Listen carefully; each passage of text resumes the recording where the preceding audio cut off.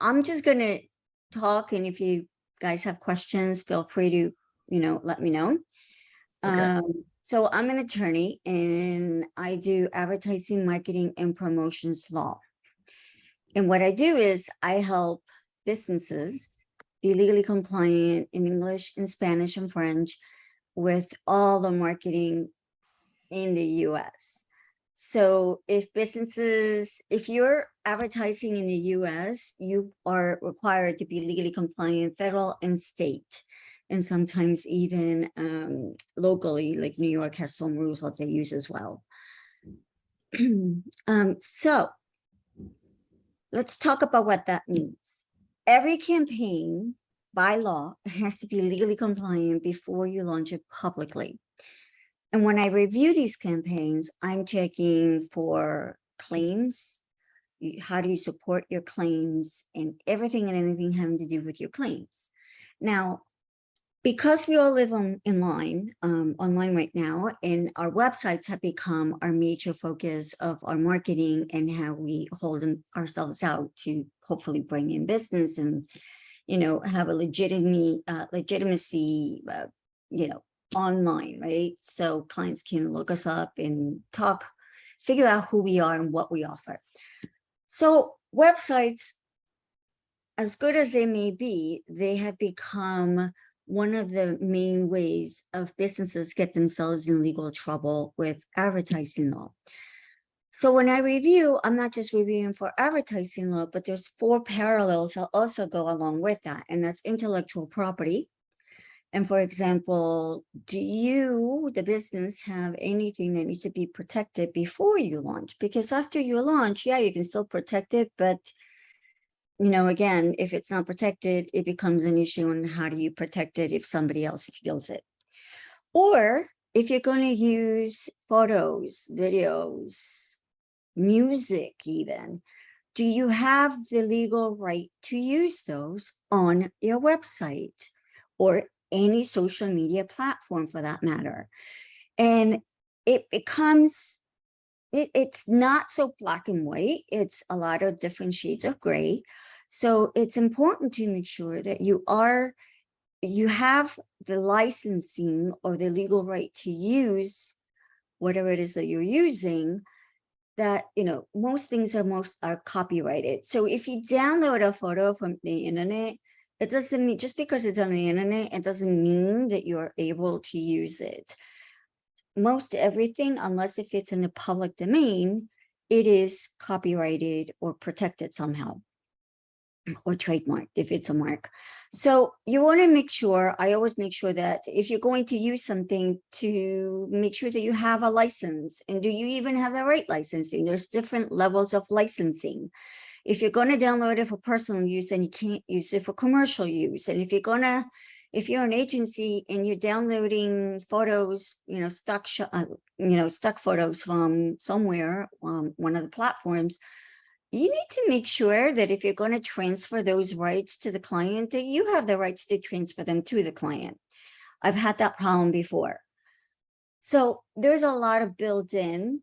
It's not just advertising law, it's also intellectual property issues. And if you have a website, you are required, it is a must to be legally compliant with all privacy laws, right? So you need a privacy statement, privacy policy, and so you need privacy policy, terms and conditions, disclaimers, disclosures, and of course an ADA online disclaimer or ADA online statement on how your website is compliant with ADA. And then I also work with your tech team to make sure they understand legally what that means on the back end. But it doesn't end there. You also have to have cybersecurity. I don't do cybersecurity, but of course, I'm always happy to refer people out to lawyers who do cybersecurity, because just because the front end looks compliant, you still need to be compliant on the back end, right? And that takes a lot of tech that goes with your privacy, and it goes with your cybersecurity. So privacy law and cybersecurity are 2 different fields of law, but they go hand in hand. So I draft all those legal documents for your website. And you can't just copy and paste anything from the internet. First of all, you could be violating copyright laws, number one. And number two, you could also be running yourself into trouble because your business can run into trouble because when you copy and paste it from anywhere on the internet, you're not really protecting your business. Every business is different and every business has different needs. So I draft them based on the business and the business needs. So all these laws apply to all businesses, regardless of location, size, revenue, product, or service. Having said that, I'm expanding my business into helping foreign businesses who want to come into the US, making sure that they're doing this properly in the US market, right? Just because it may be legally compliant, who's the ideal client? Well, just because you're legally compliant, let's say in France, it doesn't necessarily mean that you're legally compliant in the US, right? We have very similar rules, but believe it or not, there's significant differences where it's absolutely important that the US compliance is met if you're bringing in your business into the US. So who's my ideal client? Well, businesses who want to bring in their business, want to advertise in the US from abroad. They want to break into the US market, obviously. Also, I work with small, medium businesses, particularly medium businesses that are on the radar. And now, the big competition is watching, because that's honestly, once you're on the radar, like my mentor always told me, listen, when you're off the radar, you might be able to get away with something, but don't quote me on that, because usually you don't. But as you grow and you get on the radar, now your competition is watching. And then that's where you may get a challenge from the self-regulatory bodies, or you might get a letter from the FTC or the FDA or any other federal agency. They all pretty much have their own set of regulations and rules regarding advertising, especially advertising online. So yes, you can get letters from anybody on any federal agency and state agencies, and the state attorney general's offices usually work very closely with the Federal Trade Commission or the FDA or the SEC. So it is absolutely crucial that your websites be legally compliant and you can support your claims and that you're transparent. And there's a lot of do's and don'ts in advertising world. So going back to the question, who's my ideal client? Like I said, basically everybody has to be compliant, right? So whoever needs my help, I'd be happy to help. But the businesses themselves, they don't know what they don't know, right?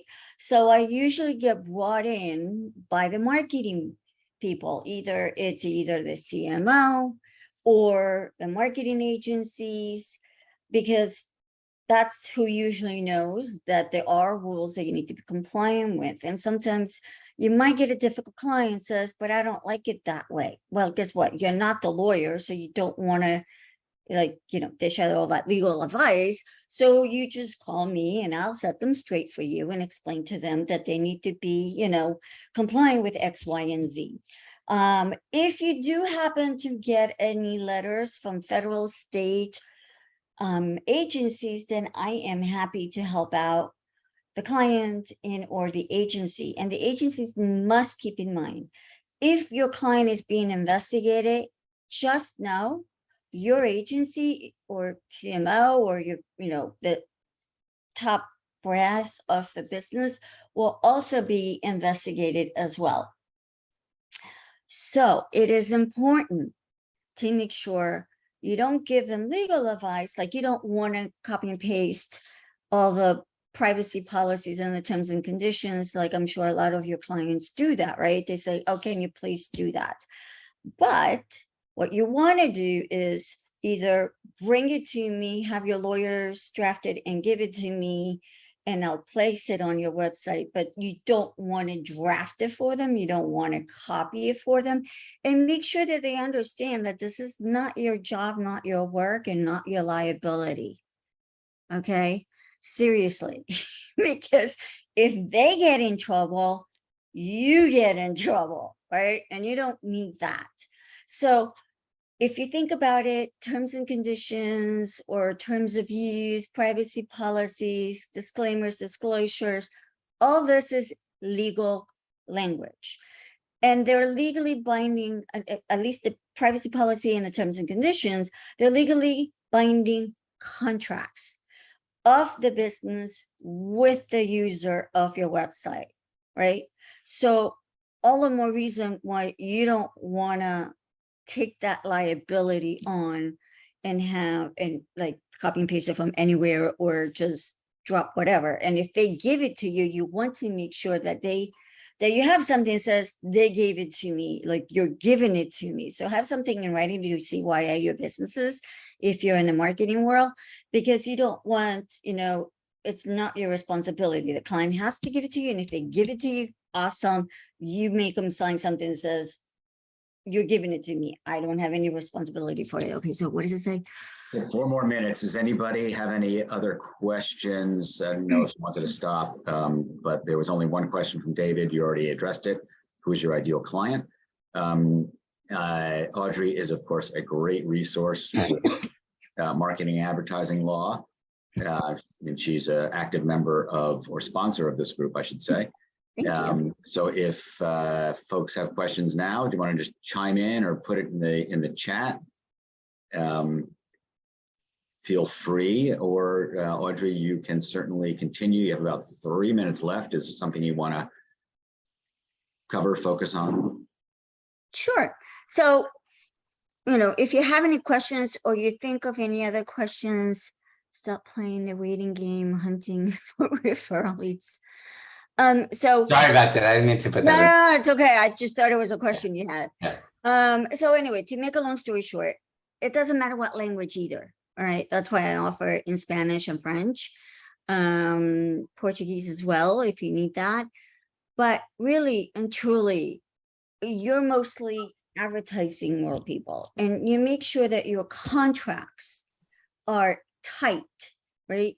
You don't want the clients to come back and say, oh, but you didn't say this in your contract, you didn't say that in your contract. Just be very specific, especially with your scope of work. You can't just say, oh, I'm going to create a website for you. Okay, and I'm probably preaching to the choir here, but I do help agencies if you want to review your contracts, if you want to update them, because again, it goes back to liability as to the do's and don'ts of how much you want to take on to how much the client is responsible for. Ultimately, the client is always responsible for their website and the content of the website. All right. That's the bottom line. But again, if they get in trouble, you could get dragged into the trouble. Okay. Whether or not you did anything right or wrong.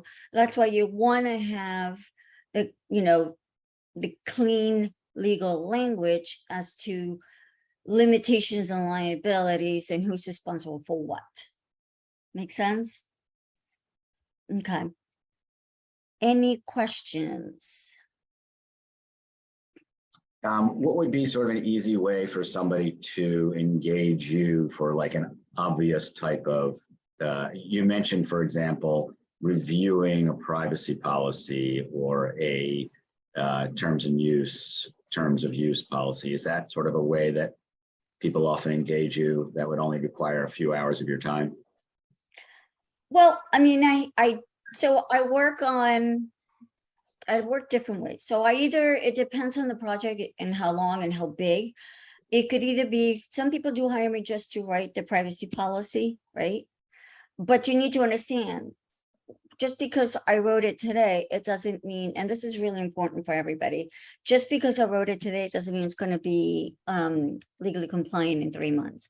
So one of the things I do offer is website reviews, right? To make sure that, I review everything just to make sure that you're still legally compliant.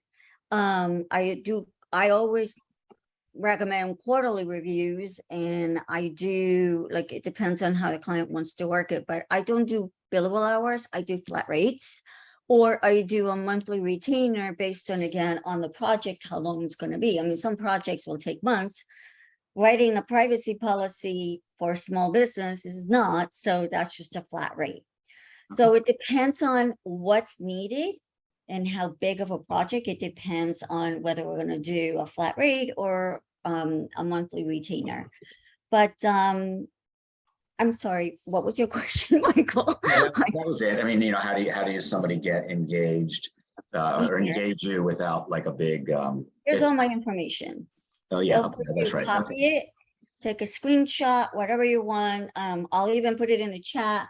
I'm post a lot on LinkedIn, so feel free to reach out. I'm always happy to answer questions, small, big questions, doesn't matter. All right, so don't get dragged into having extra legal liability that you don't need as a marketing person. All right. Cool. Thank you. Of course. Appreciate your doing this on the fly. So we're gonna give everybody a chance to, you know, 2 or 3 minutes. We have a couple of guests. I'm gonna put more or less in the order in which people showed up, although Michael Fulato has to leave at 11:45, so I'm gonna squeeze him in first. Why don't we do 2 minutes, 2.5 minutes? I think that will be enough. And we have a couple of guests who will figure out based on the pattern how this all works. And so we're starting off with Michael Fulato. And also, by the way, please drop your LinkedIn or other contact information into the chat. And I encourage everybody to save that chat at the end. I'll remind you to do so. That's just another way to remember who was on the call. So Michael Fulato, take it away. Oh, and by the way, put yourselves on mute because I'm going to leave it in speaker mode, so the person who's speaking will show up on the screen. Thanks, Michael. Appreciate you putting me ahead just because I have to leave early. But I'm Michael Fulato. I'm a 12-year Air Force vet. I am a 25-year industry software as a service VP AE of software sales, and basically came up with a way to do a repeatable and scalable way to do email and LinkedIn automation marketing. So the whole idea is to book meetings for different clients that I work with so that they don't have to spend time hunting. They're spending time on closing deals, discovery calls, revenue generating opportunities versus who should I call, who should I email, who should I LinkedIn. I have access to over 250 million contacts, over 720 million LinkedIn profiles. I could send about 20 to 30,000 emails a month. I get about 20 to 40% open rates, 2 to 5 meetings a week. On LinkedIn, you can only send about 100 invites a week. I could do 150 a day. So there's a way to do things automated wise that makes it look like it's personalized and also does things at scale that's repeatable and scalable. I charge a retainer. It's around $5K a month, depending on how many months you work with me. There's about 4 or 5 folks here on this group that's already sent me clients or leads. So it's been very helpful, including Michael here. Would love to help you grow your business or help your clients grow the business and do it in a way where it's not going to ruin their domain, not going to ruin their LinkedIn profile, and has some kind of way to make sure that you do it right. Because if you don't do it right, things don't go right. So that's it. All right. You're on mute now, Michael. Yeah, thank you. Yeah, I'm trying to keep myself on mute because got an air conditioning running and all sorts of other noise in the background. Okay, thank you, Michael. And yes, was that another lead that I sent your way that is moving along? Yeah, the one guy in Orlando, he's a good influencer, so he's gonna try to get me in front of some folks. And there was another guy I think you sent too. So yeah, it's go. I mean, I signed 4 clients in the last week, and I'm up to like 75K again, and then monthly reoccurring revenue. So That's great. going great. Yeah, I think All people right. are starting to understand that we might be dipping in some recession, but what am I going to do? Just swallow it, or am I going to go out and try to find more clients? So I kind of do good in both sides of the market, because either need something because something's going bad, or you're growing and you need to continue to grow. So it's a pretty good business to be in, because everybody needs leads. It's only B2B, just so you all know. It's not I'm not, helping a commerce website get consumers. Very cool. Thank you. Mark Harry, you're up. Well, hello, everyone. Mark Harry. Like Michael, I've created a scalable business where I can be behind the scenes working for marketing agencies and digital marketing firms that provide search engine optimization. I do white label SEO, which is a thankless job from the outside, but in the inside, it has its benefits. I work with digital marketing, the book of businesses of these large companies, niche digital marketing companies, like a dental marketing agency would be a perfect referral for me. And anything related to an SEO company that is focused on a niche like HVAC or IT support or lawyer marketing. What I do for agencies is I help them with fulfillment. I deliver the rankings, they get paid by the client, and low on the totem pole is my little hands going, feed me, please, feed me. So I have to stay very affordable. My goal is to make digital marketing agencies a lot of money, have fun along the way doing it, and never have anything come back to bite them. Anyway, Mark Harry with SEO Game. I'm not going to ask you to share your rates, but what would a typical, or if you know, a typical agency make per month on your services? I love round numbers. A typical agency charges $1,000 for an SEO package. Okay. They make 70% margins with me. That's I'm just the $300 performance-based guy. I have to deliver all those rankings, number one. And 70%, if you're in a business and you're doing things that are on a passive income, that 70% margins is a good business model. So anyone want to chat with me on LinkedIn, we could discuss ways to ramp you up during this recession. I just actually sent you a request. I don't know if you've done any work with large catalog e-com companies, but that's a prospect that I have, but they want that very specific experience. So well, thank you. Thank you. Wow. Who is next? I think that must be, let's see, Marco. Thanks, Michael.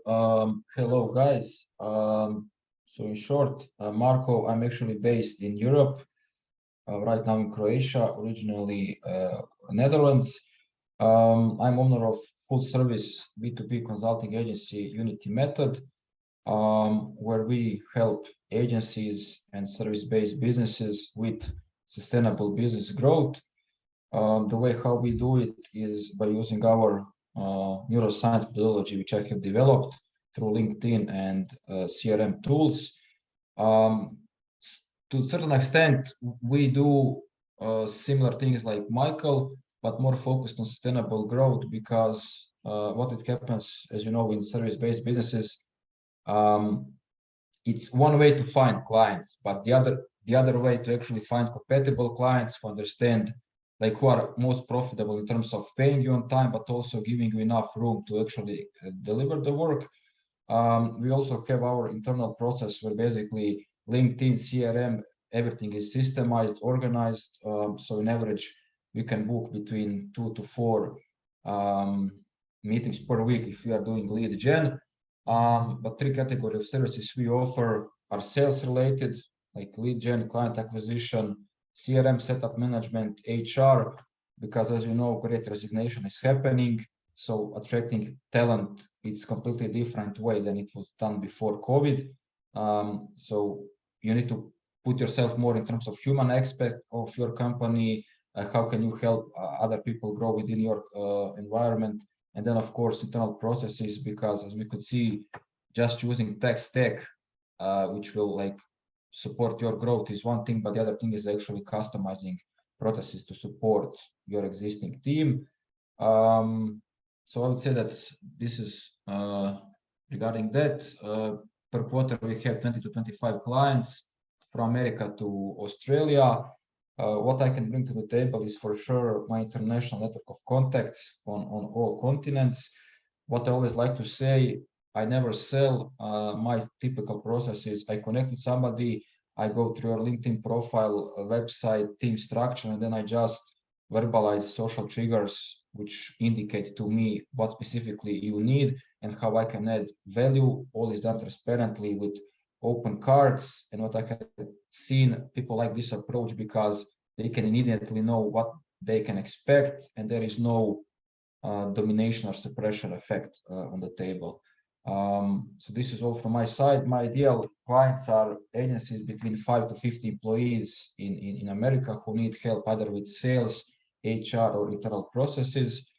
So yeah, thanks. I will do my best to reach out to all of you after the call and see what type of value I can Thank you. do to you. Thanks, Michael. Absolutely. And I met Marco, I think, through a networking group that is based in Europe or something. Yes. Correct. So thank you for coming as a guest. And you said you're in Croatia right now, right? Yes. During the summer. For the summer. Yeah. And then going back to the Netherlands? Correct. You should stay in the Netherlands in the summer, go to Croatia in the winter, isn't it? The other way. Yeah, maybe I'll do that next year. All right. Thanks. Up next would be, let's see, Brian Butkowski. Thanks, Michael. Hello, everyone. I do know a few of you from some of these past meetings. And again, hello to those who I don't know. My name is Brian Butkowski. My company is Bomb Image. I help entrepreneurs and professional service firms to gain clarity, confidence, and comfortability by demystifying branding. I just really, I work hand in hand with my clients. And again, by professional services, I like to think of like lawyers, financial advisors, CPAs. Maybe they have a small team where they do a lot of the marketing themselves and have that need for more time. They don't have that resource of time or maybe some expertise. And I work with them to, again, review their messaging, their visual identity, and really try to assure that it's all cohesive and that it's telling the right story to their core audience or audiences, making sure that they're living their brand through all their touch points. And I try to provide structure and accountability. And really, I work with expert partners like some of the people on this call. That's one of the reasons that I'm here, to make sure that we can execute and get things done the right way for them. I always like to say that my passion is inspiring clients to create their bomb image. And you are based in the Cleveland area? Yes, I'm based in Cleveland, Ohio. I should have mentioned that right away. Sorry about that. Right. I just have a geographic mind, so I remember people where people are. So and a quick shout out to Mark. I sent an email to him about a potential lead last week. He actually ran some reports for me, and it probably isn't in the wheelhouse for what he's doing. I guess the SEO is doing fairly well for what it is. So I wanted to thank Mark for that. So thanks, Mark. Thanks, Michael. Absolutely. Yes. Always welcome. Shout outs to people who have helped you out, since that's what this network is all about. So Hey, thank Michael, you. can I ask Brian something? If you follow Brian, you get your LinkedIn feed just full of good content. I want to thank you because it's so much fun to watch and follow you. Anyway, that's all I have to say. Brian is a producer. Thanks, Mark. Prolific producer of good LinkedIn content. Graham, welcome, another guest. Graham, are you there? You have you're on mute. There he is. Okay, take two. Go for it. All right. Well, thank you, Michael, for the invite, and it's a pleasure to meet everyone. I, like many of you, are in marketing, and we specialize in LinkedIn. We assist people from solo entrepreneurs to Fortune 100 companies. When Amazon or Google or Citigroup look to have LinkedIn training after they purchased Enterprise Sales Navigator, it's me and my company that go in and deliver that training. Very similar to Michael, we're helping individuals and businesses enhance and elevate their LinkedIn presence. And our process is, first of all, set up the individual as a subject matter expert in their field. Step two, put bums on seats, fill your audience full of the influencers and decision makers who can actually purchase your services. Step three, share content, as Mark was indicating that Brian did a great job of. Share content with the audience or community that you wish to serve that speaks not to what you do as a company, but to the pain points that your audience is facing. Because what you're looking to do is to establish yourself as a subject matter in the expert, in the problems that you have expertise in solving for organizations. And then step four, which is what Michael was speaking to, is now you can start to message people because they've already become familiar with the polite, professional, and courteous way that you have reached out to engage with them so that they become a first level connection. Secondly, they've become familiar with you because of the 5 pieces of content that you're sharing daily that speaks to them. And so when you then message them, they're familiar with your face, your name, and what you talk about. So therefore, there's no need for anything that would be described as cold. You're already a known entity. And our pricing is very similar to Michael's. All right. Very Thank you. And Graham, the company is called Maverick. Yep. And it's, you're the US arm of is it a British company? Yes, we've got a UK team headed by Dean, and I head the US North American operation. Based out of Minneapolis, correct? Based out of Minneapolis here and Plymouth in the UK. And the company, we're about 60 people, just shy of 60 people in the company, just focusing on LinkedIn. Wonderful. Thank you so much. And thank you for coming back. And thank you for bringing up the problem that I'm having with my, apparently adding a listing is becoming an issue on my website, but I'm going to check into that and get Graham on there if he so chooses. Okay, Andre Archambault. I always appreciate that Michael manages to pronounce my last name correctly. That is not at all lost on me. My name is, sorry, I get choked up even, apparently. My name is Andre Archambault. I have just joined, as I said in the chat, about a month ago, I joined a company called CloudRack. CloudRack is a Salesforce integrator. We're a gold level partner with Salesforce. And while at face value, it's funny, I talk to a lot of marketers still because for 18 years I was in media sales. So I've been surprised to realize that Salesforce implements so little of what they do themselves. Only about anywhere from 1% to 3% of what they do for even their highest value targets and clients. So what we do at CloudRack is we do that installation with all the bells and whistles that are needed, whether it's in Pardot, whether it's in Marketing Cloud, Revenue Cloud, Service Cloud, etc. And we build out the installation and instance so that it's as smooth as possible for all parties. My lowest hanging fruit is networking with Salesforce reps because they bring business to us, but I'm also anxiously wanting to talk to anyone in digital transformation within organizations pretty much of any size. We handle SMBs all the way up to enterprise. So anywhere in that vicinity. I look forward to a time when we can all meet in person sometime soon-ish. Yeah, absolutely. Thank you so much. We are spread out around the country, but one of the concepts going forward will be to create chapters. So New York will there certainly be a chapter since so many of us are in the New York area. And Graham is going to open up a chapter in Minneapolis, I'm sure. Okay. And Marco maybe in the Netherlands. JP. Welcome back. Thanks, Michael. It's great to meet, to see some old faces after my first meeting. I'm the CEO of Boomtime.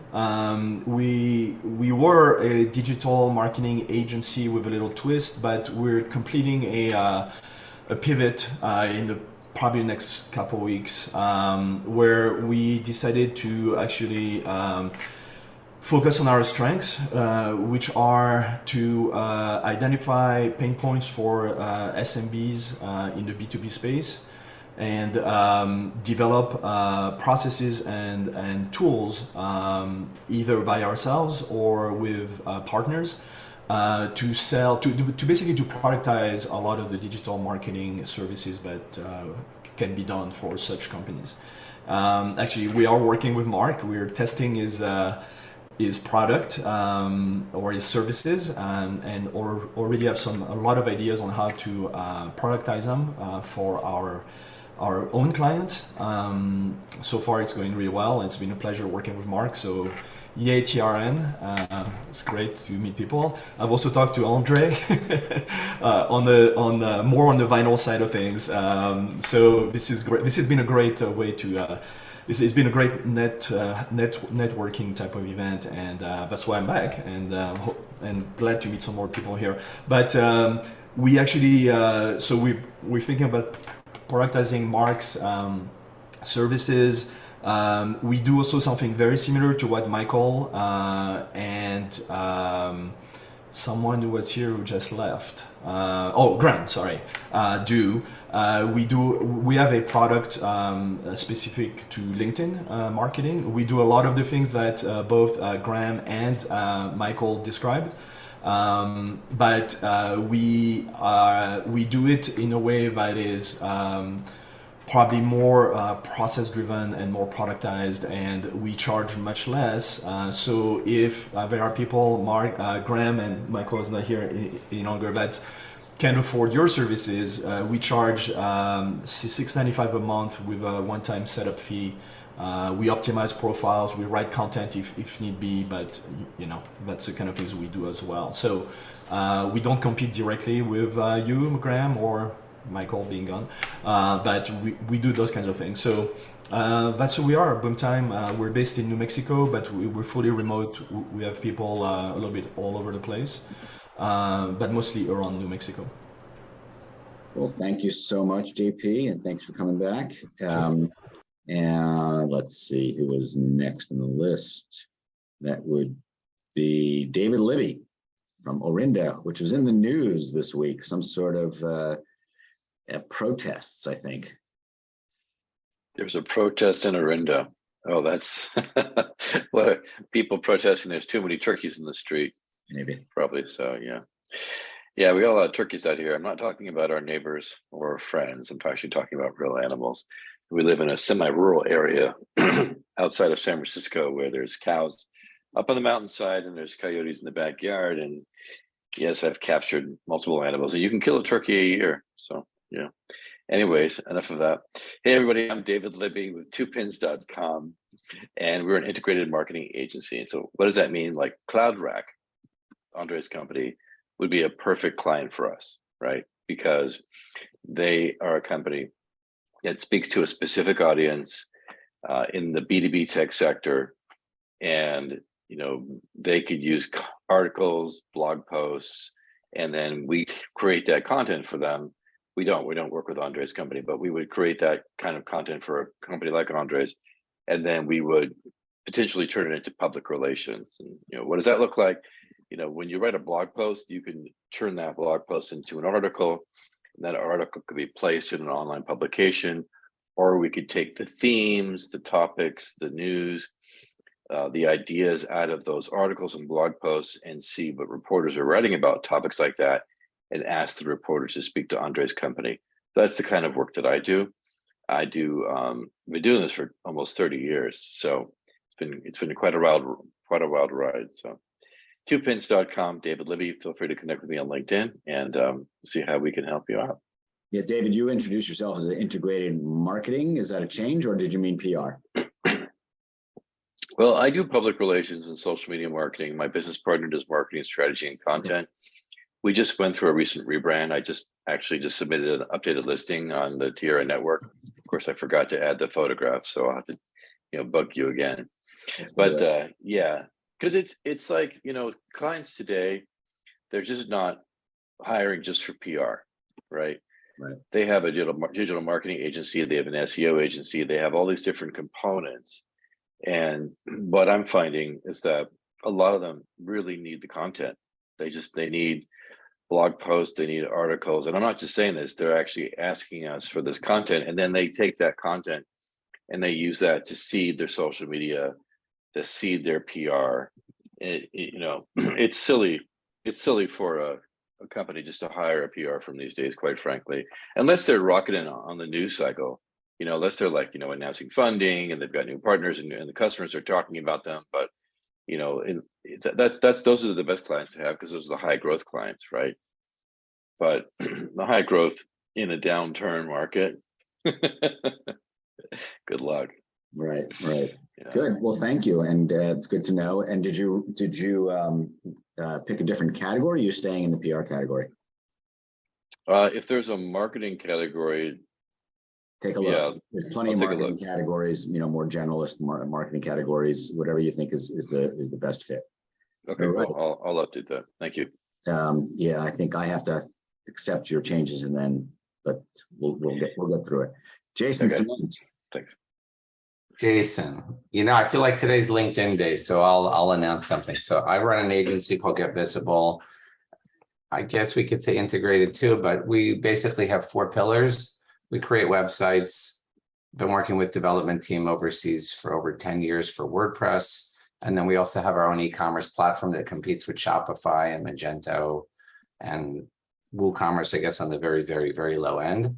And then we do the search engine rankings and the social media and the online ads. We have we have silos within the company that are all managing those areas. But I met a guy a little over a year ago in India who does LinkedIn work, but it's all manual. He uses no software other than a Google Sheet to track everything.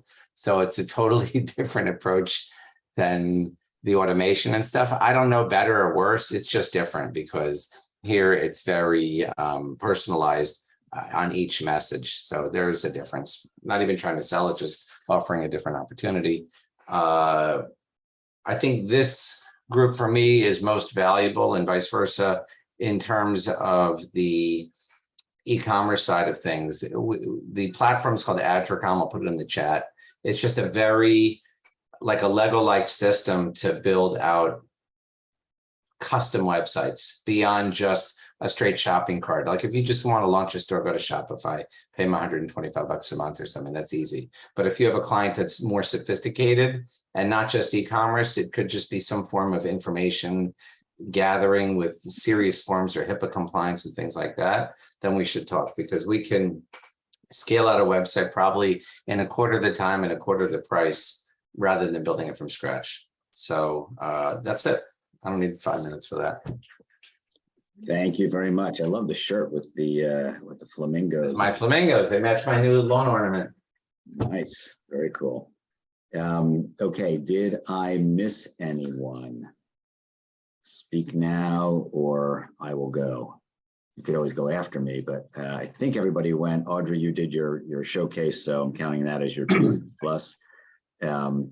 So I'll put my timer on. My name is Michael Bendit, as most of you know, And my core business, so this is a sort of a side, and it may become something that generates revenue and covers itself as I add, as I upgrade the platform. But my core business is representing software development teams. So what does that mean, and why is it relevant to marketing? So clearly in the digital marketing world, the website is an important part of your portfolio. Most of the advertising, the SEO, the SEM, the SMM is driving people to a website. And our job is to make that website function well for you. It doesn't just have to be a website. It could be an e-commerce site. We also do mobile apps. We build startup applications or applications for startups that may look like a website, but it's much more, it's got a lot more functionality to it. Maybe it's a directory website or an education website. And the reason people come to me, I had a call with Mark Iorio yesterday, is because, and he's a member of the group, Mark, he is working on a side business that is in the medical education space, and they are looking to build a web app and mobile applications that will make tracking medical education, continuing medical education easier. So those are the types of people and projects that come my way. My job is to help people think through and work through the strategy to figure out how they can do this really cost effectively at low risk. And then ultimately build it out, oftentimes with an MVP, which is a minimum viable product. So the starting product that will get you off the ground. And once you prove your model, then you go and invest in an upgrade or changing some of the functionality. So we do work with entrepreneurs like Mark and his colleagues, but we also do a lot of work with small marketing agencies that don't always have those resources in-house to do the programming. So that's my time. I'm going to switch back to the gallery mode. We have 8 people still hanging in there. I think we only lost 1. Any comments, questions? We have about 7 minutes left. If somebody wants to sign up for a showcase at an upcoming meeting, instead of winging it, Audrey, thank you for winging it and volunteering it without the presentation to as a crutch, which sometimes makes it easier, but maybe not as engaging sometimes.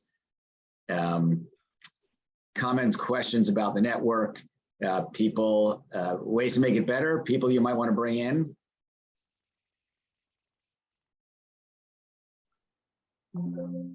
All right. I was just gonna say, like, in your estimation, Michael, who's missing from who could be here, who should be here, who do you think would gain value? Really, it is anybody. Well, first of all, people who value networking with other people in the marketing world. We want them to not only come but stay. If they are marketing people who value networking, this is a great place for them to do it, because we only focus on marketing, as you know.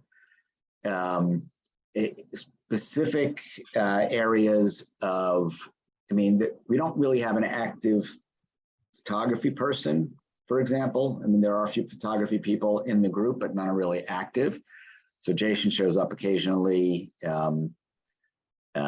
So that's sort of a gap. There are probably some other gaps, but the ideal is to refer people who you think, who you have worked with in the past that are trusted partners. Sure.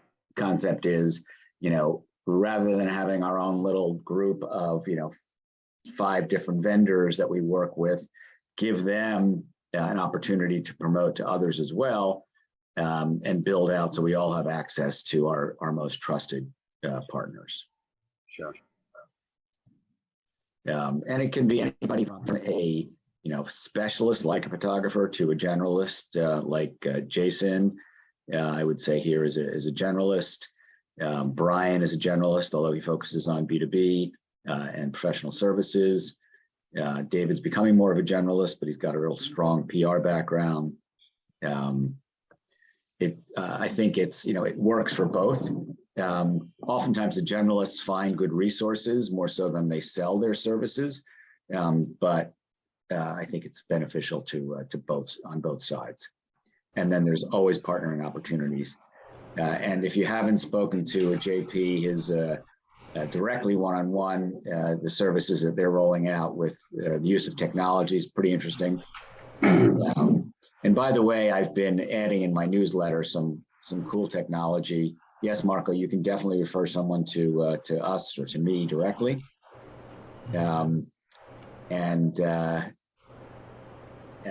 It's a client, or so it's an agency. Is that right? Marco, you're on mute. So I actually have one client from Africa, from Egypt, would be a good fit for this group. Okay. Yeah, I mean, we are focused on North America, but I'm happy to have guests like yourself who are outside of the U.S. and Canada. Okay. And as you know, we have one member who's based in Paris. Okay. Michael, quick question. I have a couple of people in mind that would be interesting, but they're more in the branding, brand strategy, that kind of more design oriented, but very marketing driven, obviously, areas. We also have someone that I really have been working with, who's in California, but who is in the advertising, mostly programmatic advertising. Is that someone that Absolutely. We have categories for both. We have brand strategy. We have creative direction. I'm kind of part of a similar group, but much smaller in California because I used to live and work there. And so there's a few people in that group that I think would be great additions to this. Absolutely. And also, as you may know, I did create it's a Google sheet of networking groups that I am building up. Good resource for everyone. I'm going to try to pull it up right now and share it. Networking groups. I think I may have shown this a number of times. Yeah, you did. Yeah, share screen. But so this is it. And of course, the Trusted Referral Network is on top. But there's about 50 or so. Not all. I don't have all of the information on all of them. But the idea is, if you don't have enough networking to do, or if you want to just check out some new networks, I find that's just a great way. Like I met Marco that way. I'm going to put it in the chat to everyone. So, bookmark it, use it as a resource, check them out, tell people you came from the Trusted Referral Network. And I can see a few people are signing in already. Cool. Great. Wonderful. So that's top of the hour. Thank you so much, everyone. This will be, posted on our YouTube site, our YouTube channel, probably over the weekend. And you'll be getting another invite for next week. Have a great rest of your week. And thank you again, Audrey, for doing the showcase. Thank you, Michael. Thanks. Thanks, everybody.